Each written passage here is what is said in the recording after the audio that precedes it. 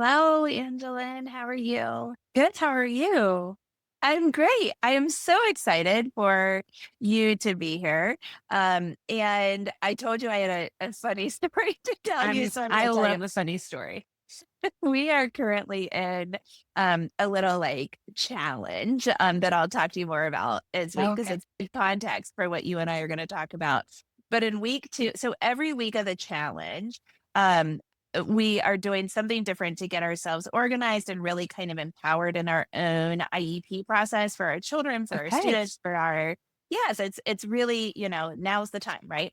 Um, hmm and so every week I'm like, I'm going to share with you some quick little strategy that I do to take care of myself to make sure that I'm like calm, right? And Yeah. so in week two, the one thing that I do that is like super helpful for me is inversions. Like I have Oh, done a downward dog in probably close to 20 courthouse bathrooms. gosh. I love this. I have not, this is not a thing I've adopted in my life. So, okay. Tell You me just more. need to turn upside down. My best friend had to do like a deposition thing, and she was like I keep getting this feeling, and like anxiety and panic are not normal to her. And I was like, oh, Oh, just that's cute that she doesn't have in that. a cute. I know Yeah. it's cute. She what Right. does she say? Worries are prayers for things you don't want. And I was like, well, if only I could just stop the worries. There's some place. Is there a button for that? I don't have it. I'm gonna try that. I'm gonna try that. It is cute. But I was like, "Oh, just go in the bathroom and go upside down." And she was like, "Are you crazy?" And I said, "Oh, there's like research behind it, and it Mhm. totally works for me." So I start week two upside down and downward dog, and then I like crawl over to the computer and I'm like, "Welcome to week two." I love this. My version of an inversion is I putting ice on my vagus nerve on my chest. Easier in public, I think. Like, Yeah. but I don't know. It's so helpful. But you can see me at like family events sometimes with like a very cold white claw to my chest. Like, Uh-huh. yeah, that was I last a couple Christmases ago. It helps. It helps So immensely. much. I have a friend who we were like in when everybody was in multi-level hmm marketing things, like Yeah. all of my friends were selling jewelry or bags or makeup or something. My one friend and I like veritably made fun of them, kind of in good fun. Like we would still support our friends, Yeah. but we I call that boob ice. Boob ice. Okay. I just like stick a piece of ice in my bra, and it I've gives me, never. yep. I don't know that it's like high enough that it touches the vagus nerve, but Oh, your vagus nerve goes all over. So I yeah, know, but you're like, isn't good. it Like it easiest to stimulate it in your throat? I think so, yeah. But Yeah. still, I think you're in there if you're Yeah. Like I gargle, I scream yeah. at the top of my lungs to music. If I'm Uh-huh. feeling, busy, Yeah. then I do that stuff. But boob ice, I just like literally spit a piece of ice. I open it up, spit a piece of ice down, and it gives me like an awareness so that I have something to focus on. So we decided that we were I going will to do never forget you because I will be doing boob ice for the rest of my life.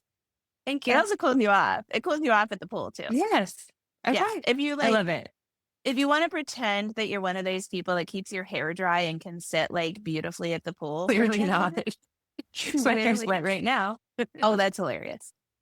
Yeah. Um, I'm like an underwater, go off the boards, have fun, even at like the ladies' day Whoa. at the pool. But sometimes I try for a second, and boob ice helps with that too. There you I go. love that. I Thank you. know. Hey, we are probably like 5, 7, I don't know how many minutes into this. Why don't you introduce yourself to the people now that Yes. we talked about our boobs? Right. Perfect. So I'm Angelyn Franks. I am a speech language pathologist by trade. I haven't treated in a couple of years. I went back for my SLPD and did my research on mindfulness and stress management. Um, I later diagnosed ADHD. So I was in this cycle of burning out and looking for a new job over and over again, trying to fit into this like type A box that so many professionals, I think, not just speech pathologists, but so many of us try to fit in. Um, And then when I decided to do my research on stress and mindfulness, I was like, oh, there's some science, learned about my vagus nerve, learned about these things. And I was like, oh, I have some control, some autonomy over maybe not burning out. And then started to support other SLPs and other clinicians in that area. And that has been what I love to do.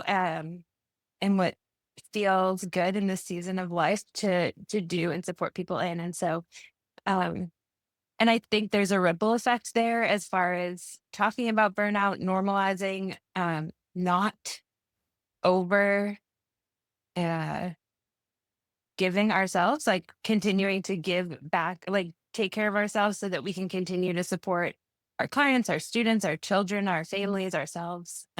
I think it's an important conversation. I think there's so much stress in the world, so much stress in the world, and so much stress uh, in our lives that we have to take care of ourselves so that we can be the ones that continue to show up.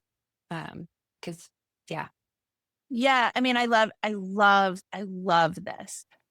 So, and I want to say something like you say, like, take care of ourselves, but so that we can have some peace.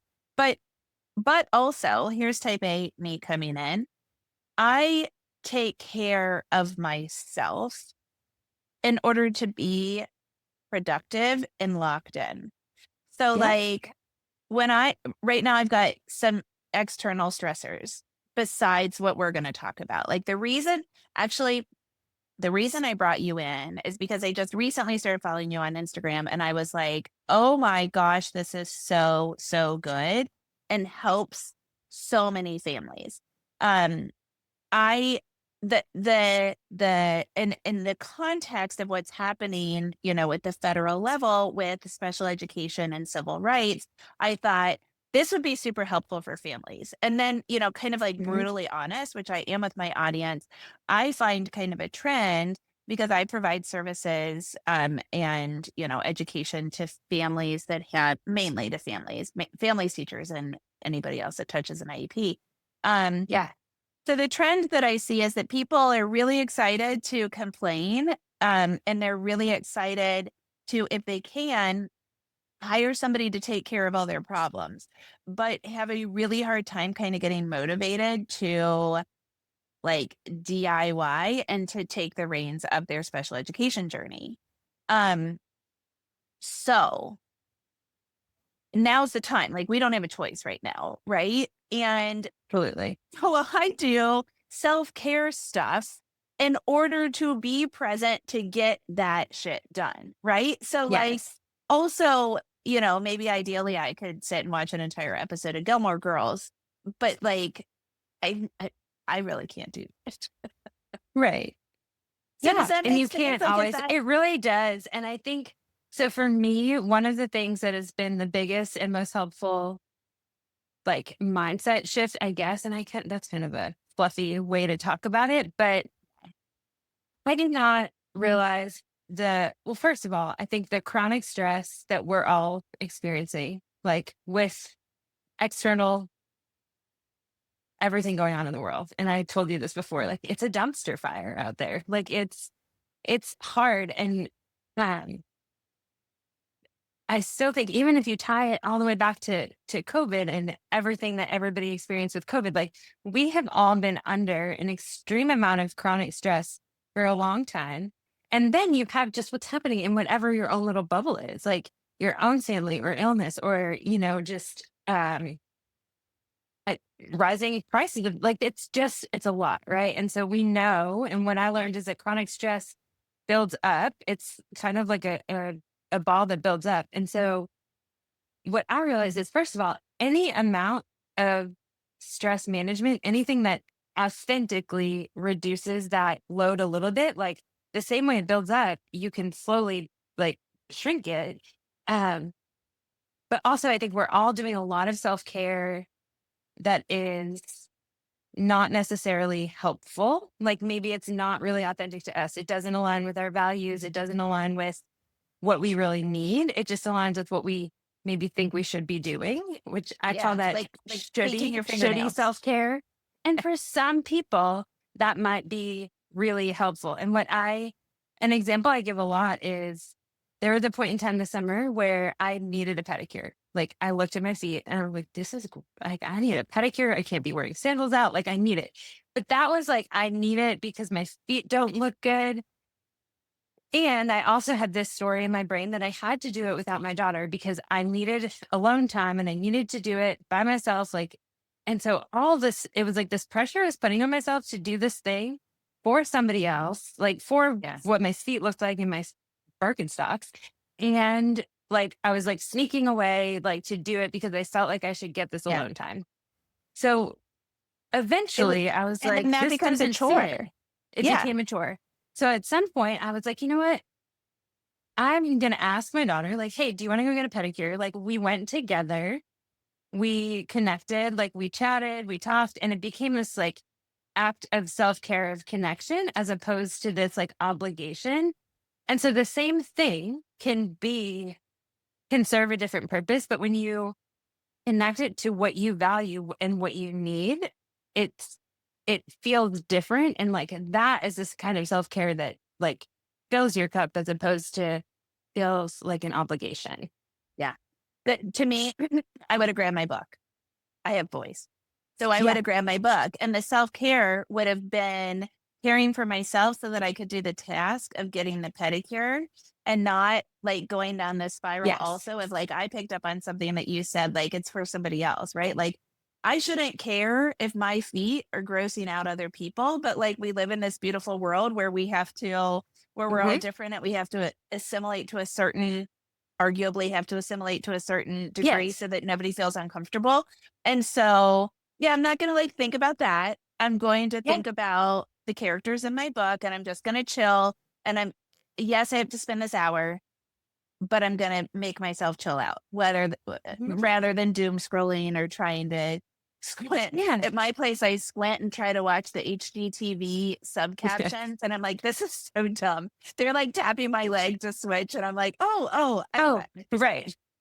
Yes. So you find a way to do the thing that you maybe want to do or need to do. And I mean, I do want to go get I wanted a pedicure.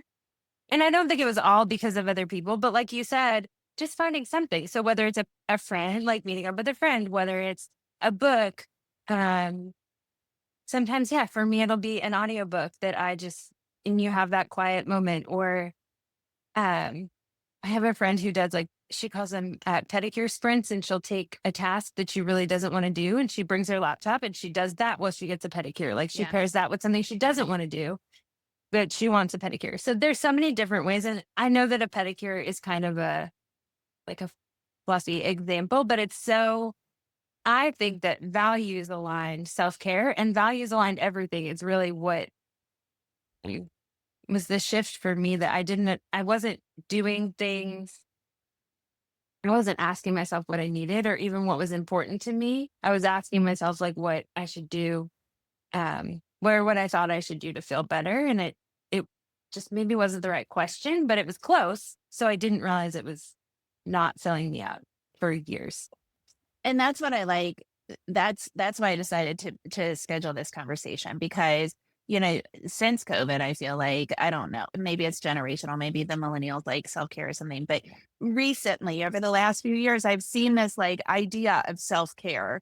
And to me, like we could call it what we want, but I'm like, so doing those things, getting my toenails painted and putting a mask on my face feel like, um, they feel annoying. Now, like, if my face starts to feel like literally like it's got Hmm. layers and layers of stuff on it, I'm like, oh, add that to the list of things that I have to do. But that doesn't make me feel calm. What makes me feel calm is gargling to stimulate my vagus nerve Yes. or pounding my body that needs proprioceptive input by running a half mile in my 4 mile walk or something like that. So, Hmm.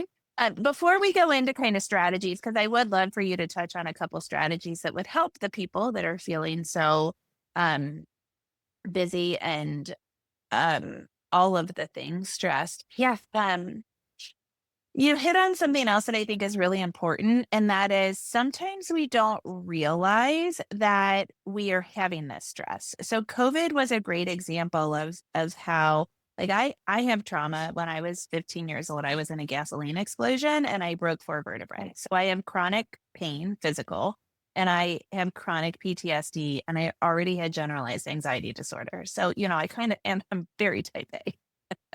So Yeah. I used to say, like, I used to put my hands, kind of chest level and say, normally my anxiety fills me up to here. And then every once in a while, it comes up to like my hairline. Um, and a lot of times it starts like spilling out of my Out orifice. of your ears. Yeah. Yeah. um, so um I knew when COVID was happening and we were getting like, the Black Lives Matters things that were starting to occur right around, that same summer of 2020. And then all these things were happening and the election and blah, blah, blah, blah. I was like, these are little micro traumas. And for a lot of people, these are big traumas, but all of America, all of the world is experiencing these traumatic events, and this is going to impact us. But that's because I had trauma. So my question to you is, how might my listeners know if they were experiencing, we don't have to call it trauma, the name doesn't matter, but experiencing Right. these little blips that add up to something that might need actual attention? Like what signs and symptoms, because I know, like, my ears water, I get itchy, I have a panic attack, Yep. my ears don't water, my ears ring, I might actually have a panic attack, whatever it is, I know, but I think a lot of bodies don't tell you. Right. Or I think a lot of us too, or a lot of people are maybe not thinking about. I mean, I have lived in a place where I wasn't super aware, I wasn't super embodied when I was in this chronic stress mode for so long. So I think the things that, and I'll speak to kind of some of the ways that it showed up for me and the ways I see it show up in other people. It's that never feeling like rest or helps, right? So that wired but tired feeling of like you get up in the morning and it doesn't feel like you slept, or that feeling like you get in bed and you just can't get to sleep because your mind is racing or you're on your phone. Like I was doom scrolling a lot during the pandemic, and it was kind of this coping mechanism that happened. And I think it happened for a lot of people. It's where we found TikTok. It's where um so that feeling, and I think the other thing that starts to happen when you're reaching burnout or even just that, higher level of chronic stress is that cynicism, that frustration of like, doesn't matter what I do. And I'm sure some of your listeners feel this with, they're constantly advocating. They are not being heard, and that's exhausting. And then you just feel like I'm doing this work, I'm always working, and that symptom of cynicism is just like, what's the point? Like nobody's listening. I'm exhausted. And I think those are the feelings that you start to get when you are in burnout. And but I think even before a panic attack, before you have those big feelings, you can start to recognize. I mean, I think it would be safe to say that everybody is experiencing chronic stress right now, like whether they realize it or not, and maybe they have a lot of coping skills and a lot of supportive strategies for themselves. Um, but I think the whole premise of even, I feel like I've built a lot of strategies for myself. I have a lot of tools. Um, but it's really that resilience, like you're understanding that we will experience stress and like what do you do with it when it happens, that is, or in having the tools when it happens, that is helpful. I don't know. I think that's really, really, really helpful. And the one thing that I will add from my own personal experience, because I have had a lot of parents that have kids with disabilities that have, you know, expressed this symptomology Uh-huh. kind of path as well, is so the wired and tired thing, that's something that I feel now, but I only feel that now because I'm properly supported. So the way that this looked for me over the course of my life was I've got the kind of anxiety that helps me get shit done, right? Like, it helps me like stay up Same. until 2 every once in a while to like work on a brief or work on the accounting at my law firm, or, clean my old brick and mortar building or something like that. So when I first started practicing 20 years ago, that really served me pretty well. It was like my get up and go. And over the course of practicing, the day in and day out stress of practicing law, also as an undiagnosed person with ADHD, um, I was enjoying those little hits of dopamine, right? Like I did Oh, divorce work yeah. a lot. I've always done this, but I used to do my other kind of big practice area was divorce work. So I like kids, and I was a teacher, right? I like child development. So somebody would call and I'd be like, okay, do this, tell your kids this, and we need to do this, and we need to do that. And like immediately problem solve. So I get these little hits of dopamine. Well, over the course of many years, I started seeking out those hits of dopamine. So I really started going to carbs because I wanted the little sugar rushes. Yeah. My walks turned into like little bits of runs. But then it was like, I need to run because I needed that like endorphin big boost from running. So I started like seeking out more like hits where I could like get like thank God. I mean, if I'm not describing the fact that I have an addict's personality, then I was thank just thinking, God. like, good thing she's into running.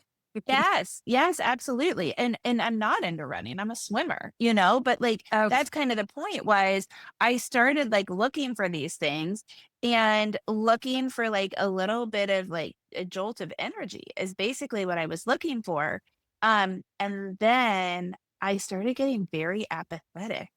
It was so crazy. So, like, the beginning of the 4th of July parade would happen, and I wouldn't get this, like, rush of patriotism that I'm used to. My kids mhm. would have a little, 4th grade play or something, the cute little things that they do that make you, like, choked up and welled up and so Yeah. grateful and proud and nostalgic and all those things. I wouldn't get those waves of, like, "Oh, I love them so much." Now, fortunately, very fortunately, my brain knows that I have this personality, and I am never I'm scared to really even, like, drink a drink sometimes because 'cause I'm like, "What if I like it?"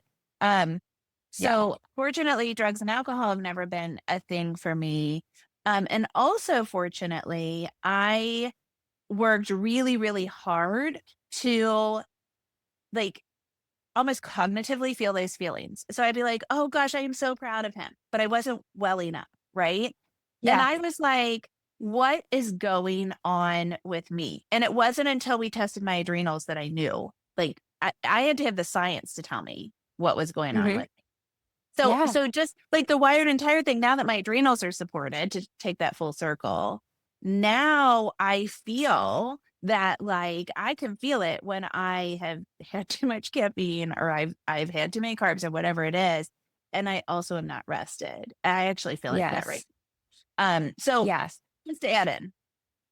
And I think a huge part of it is just you also lose the ability, right, when you're in that chronic stress state to sometimes check in with yourself and like what you just described, I feel like it's really you're clearly super self-aware. And so like you had that ability to say, wait a second, my window of tolerance for joy is like something isn't right. This doesn't feel right. And then you could connect it to the thing that was happening. But I think for so many people, and from what I see, like sometimes that self-awareness is kind of you either have it or you don't. And like I had years of therapy, years of trying to figure things out, years of being like just like chronically aware of my environment, like as the oldest girl, like, kind of trying to manage everybody's emotions. Eldest daughter, we just had a Taylor Swift reference. I know. Oh, I haven't really gotten into the album yet. Don't tell Taylor because I Okay, mean, okay, I won't tell her. yeah, and but Your secret's safe if here. yeah, But yeah, like it, you had this like nurturing pressure induced thing. I think that's kind of the key is some of us have things. I had physical pain that gave us the need or kind of the innate responsibility of checking ourselves out, and some of us yeah, don't. And And so it can whether be you're that feeling that, hypervigilance. yeah, I'm definitely hypervigilant. Just ask my kid. Same. And I think that in and of itself is a tiny little micro stressor, right? Like that hypervigilance over time. And so I think just the more we are aware of the the stressors that we have, the more you can just say, okay, what can I do? And sometimes it's just realizing what you have control over and what you don't have control over. I also was like in that hypervigilant burnt out state, trying to have control over so many things I didn't have control of. And that causes so much stress in and of itself. And so, yeah, I don't know. Yeah, There's a I lot love that. that goes into it. I think, I almost think for this episode, this is the more important piece than strategies because Yeah. I want to like hit people over the head and be like, you are stressed, do something about it. And it also is important for kids. Um, so many times people come into my practice and they're like, oh, my kid did this at school, or we've got behaviors at school, or they're really struggling academically at school. And I'm like, well, how are we supporting them? And they're like, well, they have breathing strategies or something. And I'm like, okay, well, let's go back and talk about like where they need support. What's happening? Like, let's talk about their sensory profile. Let's talk about their executive functioning. Let's talk about their academics, like rote academics. Like, what are their relative strengths and weaknesses? And they don't know that. And I'm like, well, how are you going to find skills and strategies if you know nothing about their sensory profile? How do you know where they seek and where they avoid? And therefore, where to help them with coping strategies for their seeking and avoiding when it is uncomfortable. Um, so I really think kind of that like exploration into the why. What am I feeling and why helps with the coping strategies? This is Yes. our last foundational thing, I promise, before we talk about Yeah. strategy. Well, and here's a really good bridge to strategies, but also what you're talking about. Like, Yes, and please. so something that there's a researcher, her name's Sophia Lupine. She's French. She's amazing. She talks about relative stressors and absolute stressors. And like an absolute stressor would be if, a lion walked into one of our rooms right now. Like everybody's going to be stressed about that. Um, Relative stressors are things like there are four things that cause you to feel stressed in by relative stressors. So control of like if you don't have control, if something is new or unpredictable, or it's a threat to your ego. Those are the four things. Okay, And wait. so Control, new, ego, and what else? unpredictability. And so at first I was like, another part of that is like, okay, well, something that is new is also unpredictable, right? But the way she describes the difference is like, if a first grader is going to a new school, the school is new, but but this process of going to school is predictable. They know what to kind of expect from school. So they are different. But the more relative stressors you have in a situation, the more cortisol you produce. And so it's mind blowing, right? And so I am like, why do we not teach this to everybody? I'm gonna. I know. Here, I'll show you the book. She wrote a book. It's I don't great. even know what post-it. Like, I just grabbed a piece of paper. For the I love of was stress. It's the best. I'm going to send you a really short YouTube video after this so that you can watch it. But because she has an acronym for those things that's nuts, novelty, unpredictability, threat to your ego, sense of low control. Like that's her. So she's like, stress will make you go nuts. She's it's a funny talk. But so the more you have of those, but if you think about any situation, if I think about a kid struggling in a classroom, like those things how can you control for any of those? Like, if you can kind of support any of those things or figure out Yeah. which ones are happening. And when you start looking at your own stress through that lens, and I use an acronym for it with lens, but if you start looking at your own stress that way, you'll find patterns like mine. Yeah. If you, if my ego feels threatened, like in the tiniest way, like that's the thing that's kind of my trigger. Some people really like my husband's and even my daughter's is like more, if they don't feel in control of a situation, like that's the big thing for them. And then if there's other ones, they're even worse. But we use this in my house. My daughter, her friend, like it's so funny because they're in high school. Like her friends will ask something and I'll be like, well, like, and we'll talk through these things and it's like, which one? And then what's the plan? Because the other thing that they showed in the research is you don't actually have to fix any of those things. But if you can just think of a plan that you feel like would work, you actually reduce your cortisol. And so it's life changing.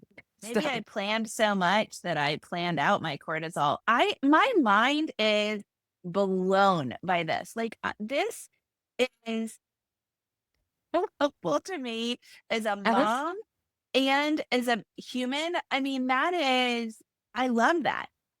Okay. So before we hang up here, whatever we do, yeah, sometimes the 90s words yeah. before we stop, Please stick before we before we hang up. I like it. before we hang up, then how, eh, let's talk, strategies. Like, give us, I know you're coming to talk to the members, and so I don't want to, completely, Yeah, get rid of all of our strategies and tips, right? Because that's really where we're going to talk about like questions and answers and that kind of thing. But yeah. I'd really love for you to give us a couple of your favorite tried and true tips. Okay. My favorite one is to it and what helped me the most was figuring out and like finding names for my values. And I think that that is sometimes the missing piece. And so when I gave the example about the pedicure and knowing that what I needed was connection in that moment, I think finding what your core values are, finding what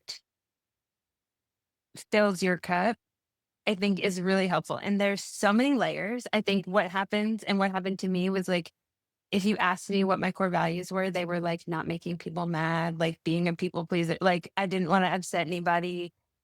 And so we have all these like coping things that come from all of our stuff, right? And so the more you learn about yourself, the more you find what truly is your core value, and then aligning your self-care, aligning your communication, aligning everything that you're doing with your values that are authentically yours. Like, I know that that's not, it doesn't sound like a surface level thing, but then it makes something as easy as figuring out why the heck you're going to get a pedicure. Like, it makes it make sense. And even if it's that, something that you said was a lot of what you're doing to take care of yourself is so that you can show up in the places you need to show up. Like my guess is that something that's really important to you is like showing up for those people in your life and like being that anchor for them and for you and for what you believe in. So like probably like justice might be some like a core value. And like if you can take care of yourself to align with that value, whatever it is, Yeah. then it makes doing those things easier. It makes doing those Yes. things feel right. So I think instead of giving a strategy, like that is my strategy. And that's the thing that I love to talk about. And a lot of people, I think we have these values or think we have these values that belong to other people. So kind of sorting them out and figuring out what is yours is so helpful. Love that. So, like, maybe that's what we can do with the members is a little bit of planning. Sorry, everybody. But like, maybe we can have the members like really think about like what core value do you want to talk about? Yeah. And then we could like work through that. Okay. Yeah. Oh my gosh, this is so exciting. Tell So good. everybody where they can find you. Yes. Okay. So I'm on Instagram at Dr. Angelyn Franks. Um, my website is aligned with Angelyn.com, and I have uh, a membership that is in the process of, we're trying to figure out what we're doing in there. Um, and we work through values aligned self-care, and it's in a growing season and figuring out what we're doing. So, but that's on my website also if people want to see what my ADHD is doing in the membership this month. I just try to figure it out. I love it. Thank you so much for joining. Thank